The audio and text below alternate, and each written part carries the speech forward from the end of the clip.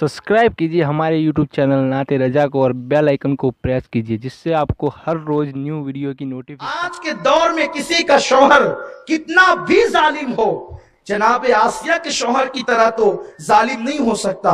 आसिया के शौहर का नाम इंतहाई बदबख्त इंसान फिरौन है।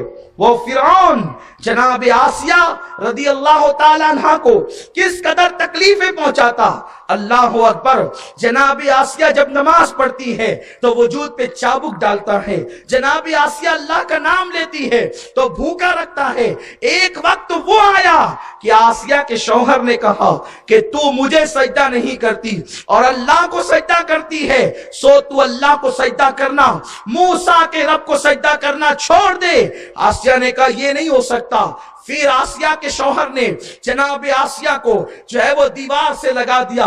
आसिया को दीवार से खड़ा कर दिया गया और उनके हथेलियों में, उनके सीने में, उनके पेशानी में, उनके पेट में, उनके घुटनों में खूंटियां ठोक दी गई। आसिया अल्लाह का नाम लेती रही और सब्र करती रही। लेकिन आपको मैं ये बात बताऊं कि आसिया को ये दर्दनाक सजा दी गई है, लेकिन मेरे रसूल सल्लल्लाहु अलैहि वसल्लम फरमाते हैं मेरी उम्मत की कोई औरत अपने शौहर के जुल्म पे सब्र करेगी तो अल्लाह उसे जनाब आसिया के सब्र का सवाब अता फरमाएगा। आप गौर फरमाएं, ये दीन है, इस्लाम है। इस्लाम ने तुम्हें कहीं तनहा नहीं छोड़ा है। एक बात तो ये, अब घर के अंदर आप कभी गुर्बत से तंग आए, शौहर कमाता नहीं है, ताश के पत्ते खेलता है, शराब पीता है, जुआ खेलता है, आखिर मैं भूखे बच्चों को क्या करूंगी?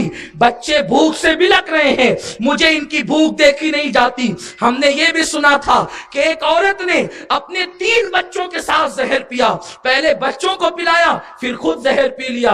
क्यों? इसलिए कि बच्चे भूख से बिलक रहे थे। लेकिन मेरी बहनों से मैं कहना चाहता हूं, ये सिर्फ जिहालत की बुनियाद पे है। सास बहू की कहानी देखकर, सोनी और पिंकी की कहानी देखकर तुम्हें अपनी जिंदगी को तय नहीं करना है। कहानियां देखकर जिंदगी वो गुजारते हैं जिनके पास सैयदा फातिमा की जिंदगी नहीं है, अम्मा आयशा की जिंदगी नहीं है, खदीजतुल कुबरा की जिंदगी नहीं है। अल्लाह अकबर, उनके पास ये जिंदगियां नहीं है, इसलिए वो उन सीरियलों को देखकर अपनी जिंदगी मुतायन करते हैं। हमें अगर बच्चे भूख से बिलक रहे हैं तो सैयदा फातिमा के घर का तसव्वुर कर लो, क्या सैयदा ने ऐसे दिन न गुजारे? इमाम हुसैन 3 साल की उम्र में कहते हैं अम्मी भूख लगी है, खाना खिलाओ। उस वक्त सैयदा ने चूल्हे पर हांडी रखी है और हांडी चूल्हा जला करके रख दिया है। फरमाया बेटो, मेरे बच्चों, अभी खाना पक रहा है, सो जाओ, खाना पकेगा तो उठा दिया जाएगा। और उसके बाद हांडी में पानी है और वो हांडी में कुछ अनाज कुछ नहीं है और चूल्हा जल रहा है और हसनैन करीमैन हांडी को तकते हैं और धुआं निकलता है इस उम्मीद पर कि माँ जब खाना पकेगा तो हमें जगा देगी। लेकिन वो पूरी रात गुजर जाती है और सुबह के वक्त माँ अपने बच्चों को लोरियां देती है। लोरियां देकर बच्चे सोते हैं कुरान की, और उसके बाद जब सुबह के वक्त सर पे हाथ रखकर सैयदा उठाती है तो बच्चे कहते हैं मां खाना पक गया। सैयदा की जबान में ताकत न थी, इसलिए कि सच्चे बाप की सच्ची बेटी थी। पानी रख करके कहा था खाना पक रहा है बेटा। ये झूठ न था क्योंकि कुछ तो पक रहा था, लेकिन जब ये कहा कि मां खाना पक गया तो जबान में ताकत न थी कि कहती कि हाँ खाना पक गया। उतने में मेरे रसूल घर में कदम रखते हैं, फरमाया बेटी कह दो पक गया। और जिस वक्त कहा गया हाँ पक गया है तो हांडी खोल करके देखा तो उसमें चावल उबल रहे थे। बच्चों को खिलाया। क्या ये गुर्बत की दास्तान हमारी बहनों के लिए काफी नहीं है? हमारी बहनों के लिए काफी नहीं है? हजरत महबूब इलाही निजामुद्दीन औलिया फरमाते हैं हमारी माँ तो एक हफ्ते तक चूल्हा नहीं जलाती थी, लेकिन ये कहने में भी शर्माती थी कि बेटा आज कुछ नहीं पकेगा, बल्कि बहुत अजीब अंदाज से कहती थी बेटे मोहम्मद अहमद, हम लोग आज अल्लाह के मेहमान हैं।